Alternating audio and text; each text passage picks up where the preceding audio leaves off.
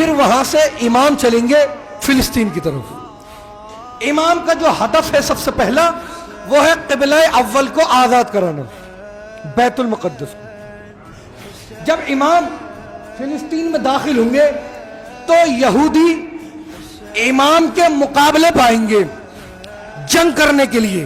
بھئی امام مہدی کے متعلق اہل سنت کا بھی وہی عقیدہ جو ہمارا ہے، بس فرق کتنا ہے، اہل سنت برادران کہتے ہیں ابھی وہ پیدا ہوں گے، ہم کہتے ہیں پیدا ہو چکے۔ ان کا بھی یہی ہے، ٹھیک ہے نا؟ آپ سنیے گا، جب فلسطین پہنچیں گے، ایک ہے، اگر جو لوگ پڑھے لکھے وہ جانتے ہوں گے، دیوار گریا، ایک دیوار یہودی پرچی وغیرہ لکھ کے اس دیوار کے اندر ڈالتے روتے کھڑے ہو کے، اگر منت مانتے ہیں اپنی مرادیں، بیت المقدس کے قریبی ہے، کہتے ہیں یہودیوں کا لشکر آئے گا امام کے مقابلے پر۔ امام اس دیوار گریا سے اپنا پیر لگا کے کھڑے ہوئے ہوں گے، اس کے بعد یہودی امام کے لشکر میں حملہ کریں گے، لیکن ذوالفقار کے سامنے رکنے کی کس کی ہمت؟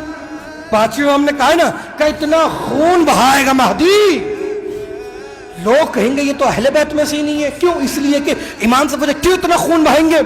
امام نے کہا اگر مہدی انہیں نہ ماریں گے تو وہ مہدی کو قتل کر دیں گے، جس طریقے سے کیا گیا سب کو۔ جب ذوالفقار چلے گی، یہودی بہت ڈرپوک قوم ہوتی ہے، وہ پیچھے بھاگیں گے، پیچھے ہٹیں گے۔ وہی وقت ہوگا جب انہیں روم سے مدد ملے گی، اٹلی، ابھی کیپٹل ہے نا اٹلی کی روم، پرانے زمانے میں رومن ایمپائر، اپنے تاریخ میں پڑھا بھی ہوگا، مجالس میں سنا بھی ہوگا، روم سے انہیں مدد مل رہی ہوگی۔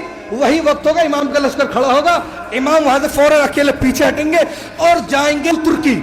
ترکی میں ایک شہر ہے جسے کہتے ہیں انطاکیہ، انطاکیہ کے پہاڑوں سے امام اصل تورات کے نسخے نکالیں گے اور یہودیوں کے سامنے پیش کریں گے، یہودی فوراً امام کے ہاتھ پر ایمان لے کر آ جائیں گے۔